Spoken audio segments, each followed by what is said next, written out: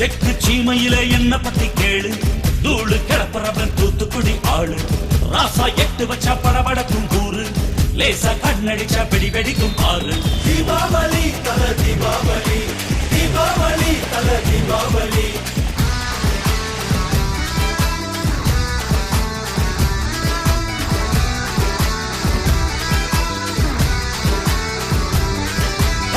தெற்கு சீமையில என்ன பத்தி கேளு,